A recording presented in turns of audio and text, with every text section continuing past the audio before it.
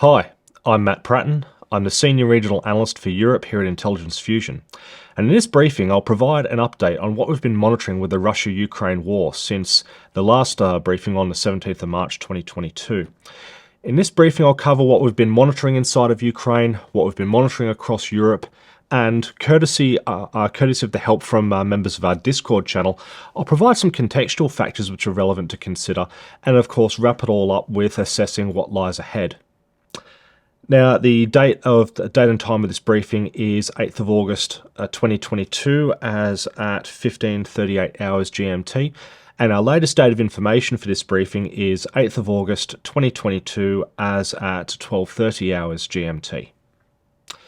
So first of all, looking at what we've been monitoring in Ukraine since our last video. Since the 17th of March, reports have indicated that Scenario 2 that we assessed in prior analysis is playing out broadly, with the exception of Russian forces holding territory in Kherson Oblast and parts of Zaporizhia Oblast to the west of the Dnieper River. Now, this is what's been noticeably different since our last video is that from late March, early April, Russia redeployed the bulk of its forces rather than focusing on trying to take Kiev. They redeployed the bulk of their forces over to the east and started to attack again from from areas held by their proxy forces, the DPR and LPR. With this redeployment, progress at first appeared to be a little bit slow, as we saw with the protracted siege of the Azovstal Steelworks in Mariupol. However, since this area was taken, the tempo of Russia's operations appear to have been increasing quite dramatically. What we've been noticing in Donetsk and Luhansk Oblast is that Russian forces continue to surround towns in these areas with infantry and armour, and then utilize artillery, air, and missiles to drive out Ukrainian forces. And this appears to be working, although they still continue to incur heavy losses from Ukrainians fighting back. Now, these particular attacks appear to be forming the main effort for Russia's forces, but we've also been noticing some other interesting aspects as well. Is in the north and the south there appear to be some consistent supporting efforts. In the north, we continue to see almost daily attacks on Ukrainian forces in Kharkiv, but there's also a growing tendency of cross-border indirect fire in Sumy and Chernihiv oblasts. Down in the south, we're seeing a very similar pattern of activity as well, where Russian forces will use their positions to conduct almost daily attacks on Mykolaiv, Zaporizhia, and Dnipropetrovsk oblasts. Although there's also been some attacks in the central regions of Ukraine. For example, what we noticed with cruise missile attacks in Vinnytsia, and also in Kirovrad Oblast, as well as the well-known attack on the Amstor shopping mall in Kremenchuk in Poltava Oblast, where cruise missiles launched from a Tu-22 backfire bomber were launched from that asset, which then hit the shopping center, causing numerous casualties.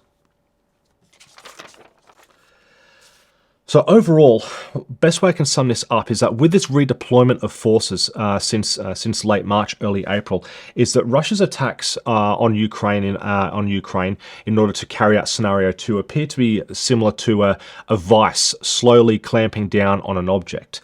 It's a large double envelopment or pincer movement. Okay, on to Europe. Prior analysis assessed that Russia would consider Europe's reliance on its natural resources, specifically fossil fuels, as a form of economic and political leverage. They have now been following through on this threat, and it's been quite effective. While we began to notice this late last year with shutdowns on the Yamal pipeline, Russian energy firm Gazprom has been cutting natural gas supplies across Europe, with the latest being what appears to be a complete cut of every bit of supply to Latvia.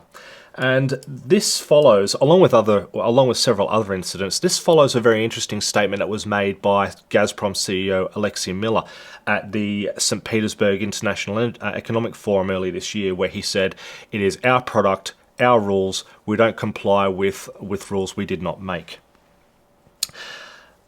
With these actions by Gazprom, this coercion has been putting pressure on energy markets, raising prices for consumers and threatening European energy security.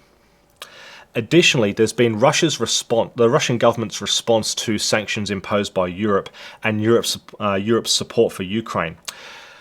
Alongside its demand for anyone paying for natural gas from Gazprom to now be making payments in rubles from Russian banks, there's also been an interesting development where the Russian government has been transferring ownership stakes held by Gazprom in Russia-held local liquefied natural gas projects, and these stakes are being transferred to firms which are wholly owned by the Russian government. These two, for example. This one up here, the Kayaga oil project, but there's also an interesting one right on the east coast, the Sakhalin 2 LNG project. What essentially happens here is that with the transfer of Gazprom's ownership of these projects into wholly owned state firms, this places the other investors in these projects, and they're all foreign firms such as Shell, Mitsubishi, and Mitsui. This creates a bit of a catch-22 for these firms. Specifically, if they were to remain with investing in these projects, this would likely put them at odds with sanctions that have been imposed on Russia by Europe. However, if they wanted to continue to comply with the sanctions, they would likely have to actually withdraw their investments from these projects. Now, these sanctions, Russia's response to them, and of course there's the ongoing effects of inflation from COVID-19 policies across Europe, have been causing significant increases to cost of living. Now, since European countries have allowed themselves to become reliant on Russian natural gas, this creates quite a conundrum.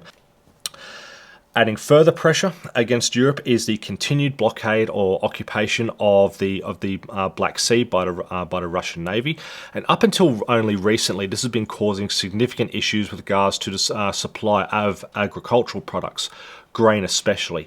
Although some very recent incidents indicate that this is starting to change slightly.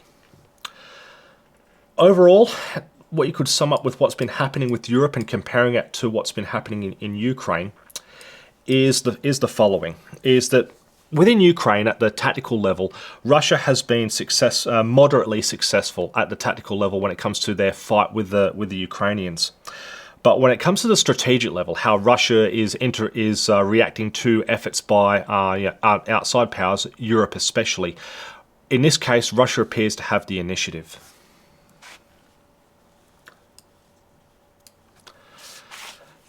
Now for some contextual factors that need to be considered.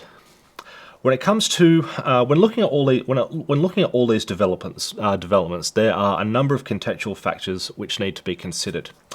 The first of those is Russian military tactics and strategy. Now, as mentioned in a previous briefing, Russia's contemporary military doctrine can be described as attrition warfare with an upgrade, with the primary objective being to use force to impose favourable conditions for Russia to have a political solution as the end state, while the enemy in whatever case that is, what they get out of it is that simply there's a cessation of hostilities.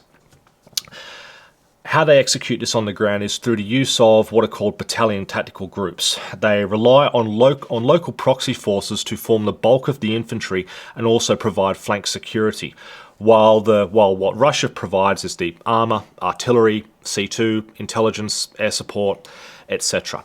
And what they do with these combined forces is that they focus on surrounding an enemy with infantry and armor. And once they have the enemy pinned down, they utilize artillery and airstrikes and missiles to provide the decisive blow. Now, this has been quite effective since they repostured to the east and fought from the Donbas region. However, they continue to incur heavy casualties. Plus, there's ongoing reports of significant collateral damage courtesy of these tactics. Then there's nuclear weapons. Now, throughout this war, the topic of Russia's potential to utilize their nuclear arsenal has been brought up in media reporting. This certainly is a concern. Unlike nuclear strategy under the Soviet Union, contemporary Russian doctrine is more accommodating towards the offensive use of nuclear weapons rather than as simply a strategic deterrent. This arsenal and doctrine sort of creates a bluff, which is very risky to call. Now, while Russian forces have the capabilities to utilise their nuclear arsenal in Ukraine already, probably the most prolific example is the use of their 9K720 Iskander ballistic missile launchers. These are dual-use technology. They can fire both conventional warheads as well as nuclear weapons. Now, the mere threat of such weapons has seen an interesting development. Their use of various other munitions.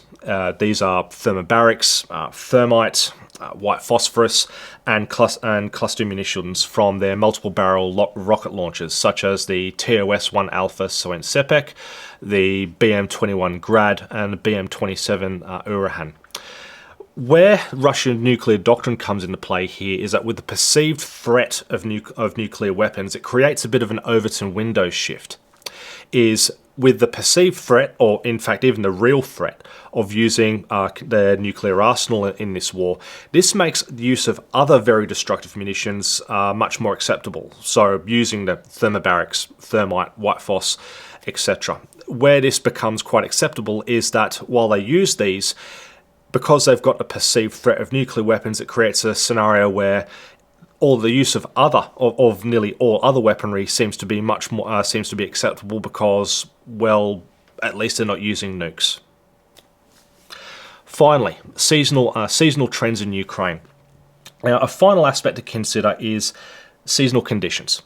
As it stands, Ukraine is in its final months of summer. From September, October, the average temperatures are expected to begin dropping noticeably, with winter around December will be featuring an average temperature as low as -3 degrees Celsius, and average highest temperature is 1 degree Celsius.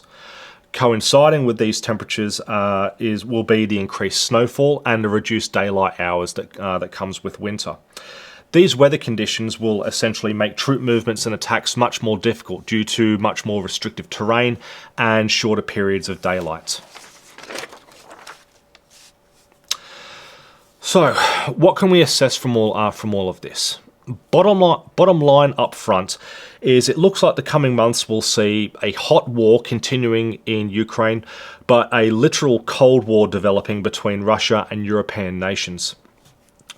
Looking ahead, we're likely to see Russia's main effort continue to push towards the Dnieper River, with supporting efforts gradually closing in from the north and the south. With winter approaching, this objective will likely need to be achieved by October, which will require an increase in the tempo of their current operations and the increased use of weaponry which inflicts significant casualties on Ukrainian forces. This will include thermobarics, thermite munitions and cluster munitions from their artillery platforms, as well as continued use of cruise missiles from the Black Sea Fleet, as well as their numerous strategic bombers.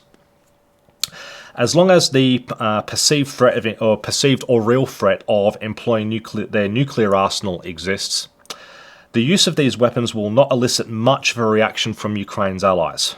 Once Russia reaches the Dnieper River, they can then dig in and use their positions to continue indirect attacks on Ukrainian forces throughout winter. Now, while they would be able to do this from even positions short of the Dnieper River, if they can get to the eastern bank of the Dnieper River before winter sets in, this will make the possibilities of a Ukrainian counteroffensive much less, because to try and take back that terrain, it will be considerably much more difficult to prepare and execute a counteroffensive.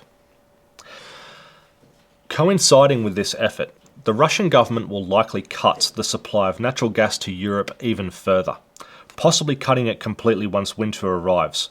The socio-economic conditions this will create across Europe will make it very difficult for European countries to continue the sanctions they've imposed on Russia, as well as providing support to Ukraine.